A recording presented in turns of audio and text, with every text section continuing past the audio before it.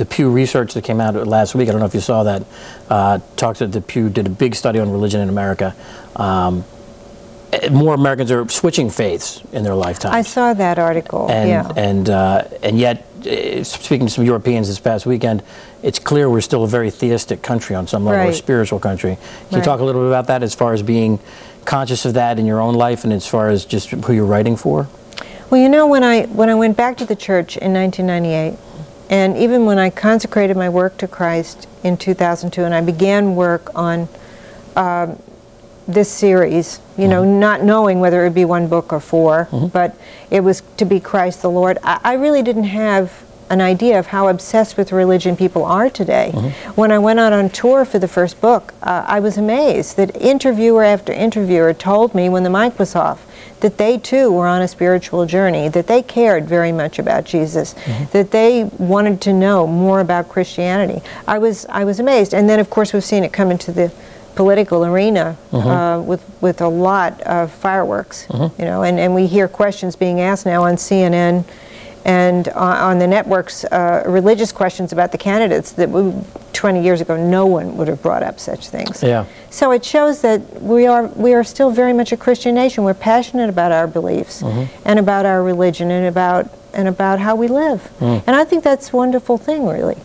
Oh, absolutely. No, and it's it is sort of, I guess, kind of frightening when you feel that people are all too willing to believe. I had people come up to me when about the Da Vinci Code. See, I had no idea that the Knights Templar and all these, you know, and then would go deeply into it, and you sort of feel like saying, boy, do people understand that this is a work of fiction, and that, and what I'm usually a fan of, like, well, works of fiction, let them speak for themselves, but at a certain point you really wonder, boy, you maybe need to like give some caveats out there about what this really is. Right. And clearly, I mean, it is a difficult, I can't imagine there's probably no other character or person in history that you could write something about as difficult as Jesus. I think it's extremely difficult. It's certainly the most thrilling challenge I've ever faced. You know, it's and a lot of prayer and a lot of meditation and a lot of fear is involved as I approach this material. I want to make it as realistic as possible. As compared to Out of Egypt, how much more difficult or less difficult was it to do the road to Cana, getting him in his sort of his adulthood years? Is there any sense of this gets more difficult as it goes along? It is getting more difficult. The ministry, the next novel, Christ the Lord, the Kingdom of Heaven, that will be very, very difficult because it'll be about so many biblical incidents that we do have information about. That's going to be very hard. And again, the challenge will be to get it right and yet to write an exciting book with real momentum to it and connective tissue. You know, you watch a lot of the miniseries or movies about Jesus, and they just present incidents in sort of an isolated way. You know, the story really isn't connected and moving emotionally. And that struck me as I went back and examined some of those miniseries, just to see how they did things and what they did. And the challenge to me was to make a story there, a sub-story even. You know, what went on in the village? How does the sinless man who is God, how does he respond with compassion to people in the village who insult him? You know, how does he comfort the family of people who are stoned? Whether justly or unjustly. I mean, you know, what is it like? And it was very important to me to get the community of Nazareth, to get a real community for the reader, a sense that you're moving around in a place and there are lots of people and you know the person who lives up the block, you know, that type of thing. So I'd say it was harder than the first book in a lot of ways, and it was more dangerous territory. You know, I'd take him to the Jordan and the baptism. And that was a challenge to explain that, to get into that, to try to recreate what that might have been like, and then to go into the desert for the temptation, and then bring him back. Now, the best part for me, the part that was the most pleasurable to write, was really the marriage feast of Cana itself. You know, I got to do a great big wedding scene, and I had to read and research to get that wedding right, and I still don't know that I got all the details right. Well, unfortunately, nobody's around to tell you that they were there and they got it wrong. You got it wrong. There's a lot of Jewish information in the Mishnah about how weddings were conducted and what went on, and of course that's written later, after the time of Christ, but it's supposed to be written about the time of, you know, concerning the time of Christ. So there was a lot of research to do. I read the book of Tobit. You know, and some of the language that I use in the wedding scene comes right out of the book of Tobit. Really? Okay. Yeah. You're going to shame me with your scriptural knowledge, so we won't go down that avenue.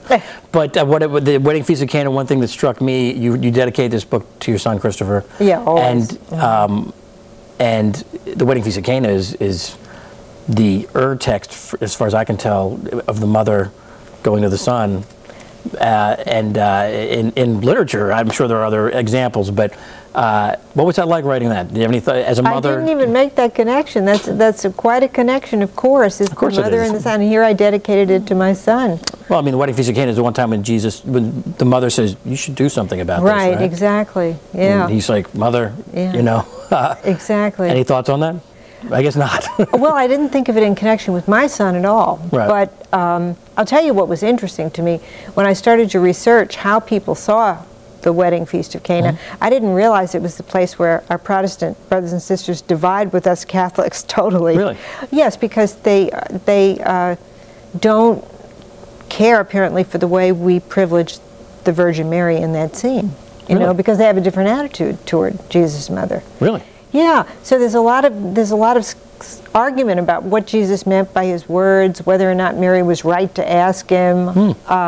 You know, what did she mean when she turned around and said to the servants, do what he tells you? Well, I wrote it obviously, I think, from a Catholic point of view, but again, it's scripturally there. Right. You know, we have the text right there. Right. She obviously assumed he was going to do what she wanted. She turned around and said, do what he tells you. Really? How could he get out of it? What was he going to do? Right, no, it's a neat scene, and it's as realizing we have the Blessed Mother and the baby here, and you're clearly in the house. There's amazing art here. Your devotion to the Blessed Mother, is that something that's always been since your conversion, or you came back to the church? Yeah, it's very strong, and I have a great love of the Virgin Mary, and oddly enough, I get a lot of emails about that, the perpetual virginity of Mary.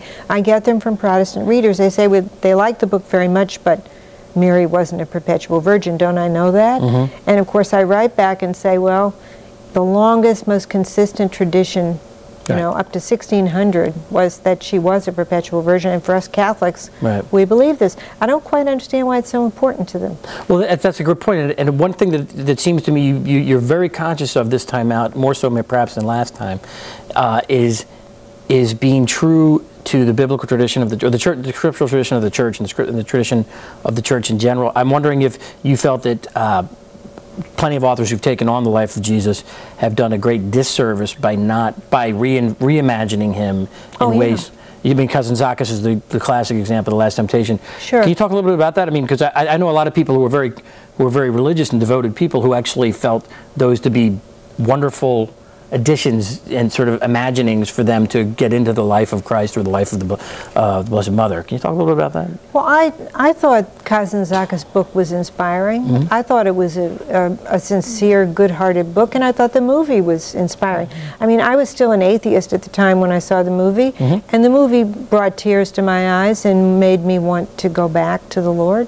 So I didn't quite understand, you know, the furor over the movie, but by the time I came to write this, I did understand, because I had made the determination that this was going to be biblically accurate, that I was not going to take liberties, that I was not, that was the whole idea, to bring that bar of realism up as high as possible, and yet have it be completely accurate. But how about some Catholic theologians, and I tread lightly on this because I think you're far better read on me than I would be, plenty of Catholic theologians who might qualify or contextualize some of the scriptural stuff, in the nativity story certainly, and some of the early.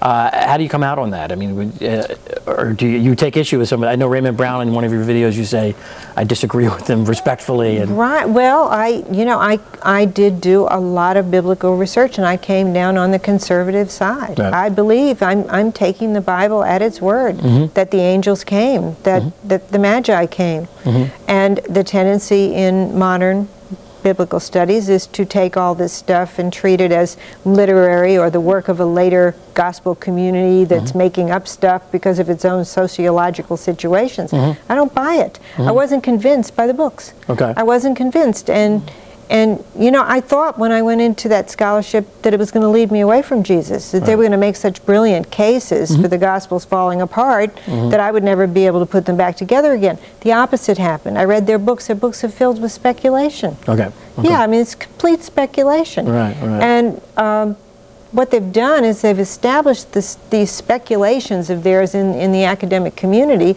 so that many clergymen, you know, going through these skeptical classes come out believing that there are real reasons not to believe the four Gospels. They're really, the skeptical critics haven't made their case. Okay. You know, and so to me, also, it's a matter of faith. I approach the Bible as the Word of God. And the challenge as a writer, okay, how am I going to do that? You know, in this book, there's a point where they drag out the treasure that the Magi brought. It's a reality to me. The whole thing is a reality. Right, right. You know?